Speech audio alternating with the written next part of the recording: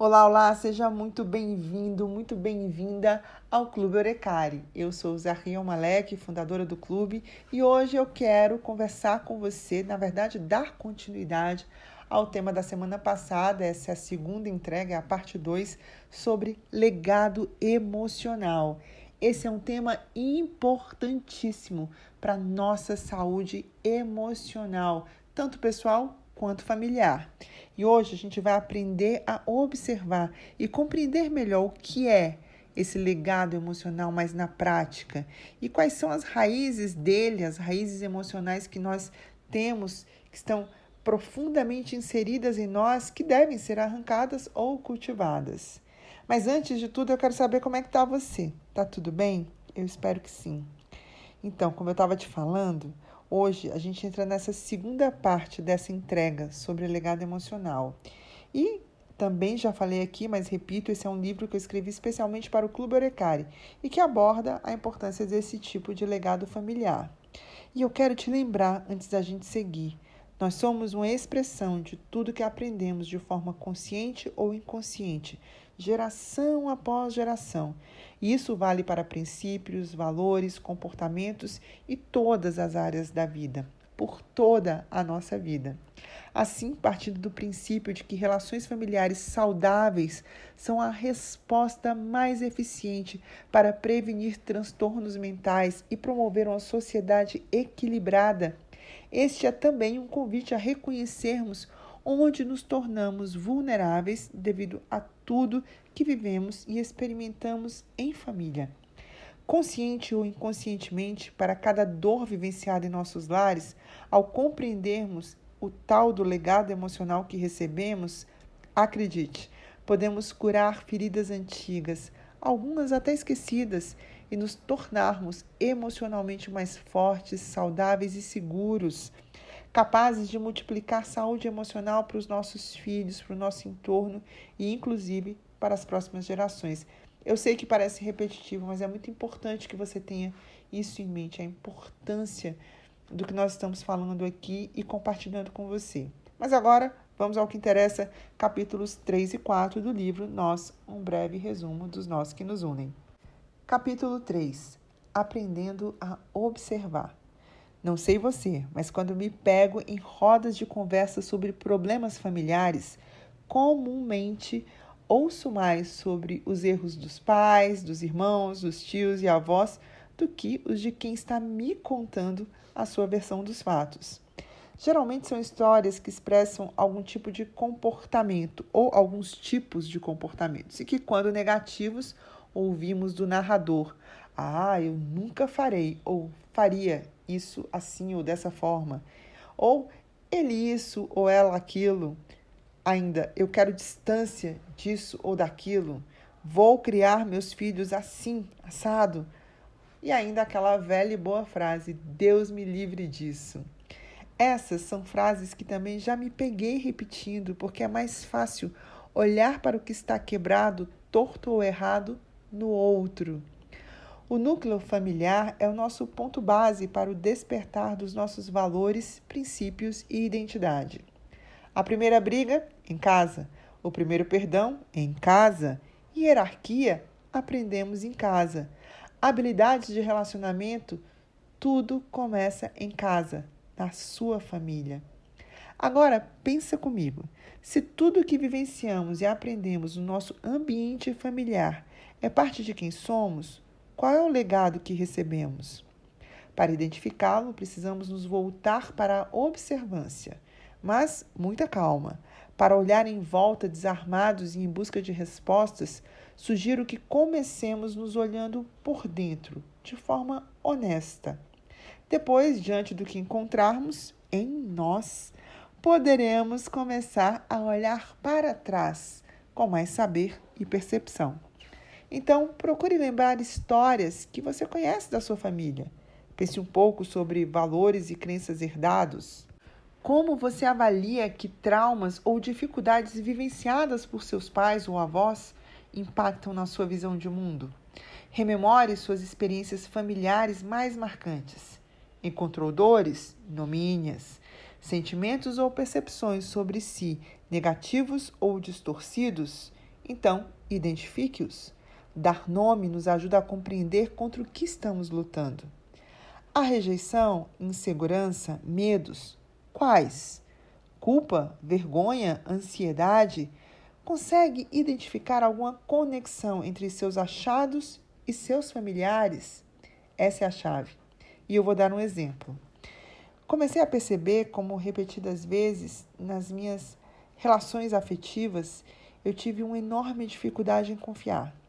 E é algo contra o qual eu ainda luto. E eu não estou falando do medo de ser traída, mas de confiar no outro. Sem confiança, você pisa em ovos o tempo todo. E quando acreditamos que a qualquer momento algo vai quebrar, quebra. No meu caso, comecei a me perguntar de onde vinha isso. Que quebra poderia ter sido a raiz dessa incredulidade na confiança de quem alega me amar? Hoje eu sei exatamente o momento em que a minha relação de confiança com a minha mãe foi quebrada. Eu devia ter uns 4, 5 anos, estava sentadinha no vaso sanitário, lendo revista em quadrinho no banheiro, quando minha mãe entrou brigando comigo e pela primeira vez me bateu. Minha mãe nunca havia me batido antes e nem tenho memória dela ter me batido depois. Ela nunca fora adepta de palmadas ou surras. Os castigos eram os seus maiores aliados. Mas naquele dia eu apanhei porque a babá me acusou de algo que eu não fiz. Eu não tinha feito. Mas a minha mãe acreditou na babá e não em mim. Lembro dela me contando essa mesma história, como se justificasse o ato e se isentasse da culpa. O vitimismo a cegava para muita coisa. E inconscientemente, somando isso às questões com meu pai, ao perder nela esse porto seguro, o que se rompeu causou danos silenciosos que encorparam com o tempo. Resultado, por mais que a amasse, nunca consegui ter nela uma amiga, compartilhar sentimentos profundos ou sonhos de vida. Mas o impacto dessa quebra não se limitou apenas à nossa relação. Transbordou para um sentimento de desconfiança e de culpa por coisas que eu sabia que não tinha feito, mas que esteve comigo por muito tempo e contra o qual até hoje eu tenho que me manter alerta. Somente adulta comecei a entender as camadas presentes nas histórias que ouvia dos meus pais. E eram lá que estavam escondidas muitas das dores e frustrações deles. Comecei a identificar padrões de comportamento e reações emocionais. Só que para me libertar das dores deles fixadas em mim, seja por seus atos ou palavras, o primeiro passo era perdoá-los. E olha que interessante, existem estudos que comprovam que o perdão está associado a uma melhor saúde mental, incluindo menores níveis de depressão, ansiedade e estresse. Precisamos assimilar que o perdão é um agente transformador, capaz de nos levar a reinterpretar eventos dolorosos e a filtrar o aprendizado adquirido em meio à dor. Ele começa na decisão de perdoar e, à medida que vamos entrando nele, vamos reconhecendo sentimentos de paz, alívio e liberdade emocional. O perdão, portanto, é um elemento crucial para a redenção, porque promove novas perspectivas e transforma experiências negativas em fontes de aprendizado e crescimento. Some a isso o fantástico bônus de reparação de relacionamentos. É isso aí, você entendeu bem. Perdoar gera superação, nos liberando do ressentimento e até mesmo do risco de vitimização. Só que esse é um processo individual, introspectivo, que requer reflexão e para manter-se saudável é preciso aprender a gerir seus sentimentos. O que precisamos ter em mente é que compreender nossas influências é o primeiro passo para aprendermos a lidar com nossos pontos negativos e fortalecer os positivos. Isso nos levará para um maior bem-estar emocional e nos fará crescer em resiliência. Hoje, quando te conto histórias como essas, isso não me causa desconforto ou gera gatilhos. Eu acredito mesmo que tudo isso, de alguma forma, soma a meu favor. Gosto do processo de descoberta. Afinal, a vida é processual. E às vezes, quando uma memória surge, eu preciso percebê-la melhor, compreender seu significado. Estou aberta a isso. Se for algo bom, valorizo, guardo com afeto. Se for algo que me machuca, quero entender o que se esconde e arrancar essa raiz danosa. Alguns desses entendimentos demoram mais, outros menos. Nossa imperfeição também tem seu valor. Afinal, são nossas vulnerabilidades que nos abrem o coração para a empatia quando as reconhecemos nos outros. Algumas pessoas se resolverão sozinhas, outras precisarão de ajuda. E sempre é importante ressaltar que para aquele que tem maiores dificuldades em revisitar ou lidar com memórias danosas, a ajuda profissional será sempre fundamental. A meu ver, de uma forma ou de outra, todos nós precisamos de ajuda. Só não esqueça, para receber ajuda, também é preciso querer ajudar-se. Capítulo 4. Raízes. Dentre os maiores estudiosos sobre intergeracionalidade está Dan P. McAdams, PhD em Psicologia e Relações Sociais por Harvard, professor de Psicologia e professor de Desenvolvimento Humano e Política Social na prestigiada Northwestern University, sendo ele um dos principais pesquisadores americanos no campo da psicologia narrativa. McAdams defende que a forma como contamos as histórias das nossas vidas é capaz de moldar nossa identidade e impactar nossa saúde emocional. Segundo ele, quando traumas são narrados de maneira a incluir um tema de redenção, transformando algo negativo em algo positivo, isso pode promover a resiliência e o senso de crescimento pessoal. Em contraste, narrativas que enfatizam a contaminação, onde algo positivo é transformado em negativo, podem estar associadas a uma maior vulnerabilidade emocional e dificuldades de enfrentamento. Isso também se aplica à forma como os pais narram suas experiências traumáticas para os filhos. Por exemplo, pais que utilizam narrativas de redenção, apresentando os traumas a partir de uma perspectiva de superação e crescimento, ajudam a promover resiliência e bem-estar emocional em seus filhos e netos. E vai mais longe.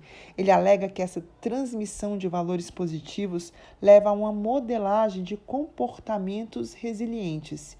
E isso é considerado mecanismo-chave para explicar como essas narrativas impactam as gerações seguintes. Mas como transformar algo negativo em positivo? Afinal, um vitimista ou alguém egoísta não distorceria algo a seu favor? Sim, distorceria. Enquanto o vitimista tende a culpar os outros e dar um maior enfoque na adversidade, o egoísta minimiza suas responsabilidades e exagera em suas qualidades e conquistas, ignorando ou minimizando os aspectos negativos de suas atitudes. Tanto um quanto o outro tendem a distorcer a realidade como base para suas justificativas. Por isso, não dá para ser saudável emocionalmente sem uma honesta disposição para o autoconhecimento. É ele quem nos mostra como a autoanálise e o equilíbrio andam de mãos dadas. Parece muito palavreado para pouca solução? Ok, então pare um instante e pense naquela história pessoal ou profissional incrível que te inspira. Ela traz uma jornada onde a pessoa enfrenta adversidades, supera desafios e se adapta positivamente, lidando de forma inspiradora com situações difíceis ou traumáticas? Ou podemos dizer que ela foi contada de forma a nos fazer ver o que era negativo transformar-se em algo positivo? A resposta geralmente é sim. No campo do desenvolvimento humano, todos aqueles que consideramos inspiradores lidaram com desafios pessoais. E é exatamente pela forma como lidaram com isso que nos inspiram. Seu legado emocional vai além dos filhos e alcança todos aqueles que olham para suas histórias e aprendem com elas. E é por isso que amamos filmes como A Procura da Felicidade, com Will Smith, que nos conta a história de Chris Gardner, que enfrentou a falta de dinheiro e até de moradia enquanto criava seu filho sozinho, para desse lugar de desespero se tornar um empresário bem-sucedido. Ou, por exemplo, Uma Mente Brilhante, onde Russell Crowe dá vida ao matemático John Nash, mostrando sua luta com a esquizofrenia e sua jornada para ganhar o Prêmio Nobel de Economia. Há opostos também, homens e mulheres que tiveram grande valor em suas áreas de conhecimento, mas que pagaram um alto preço ao colocar em segundo plano a necessidade de lidar com seus traumas e situações pessoais danosas.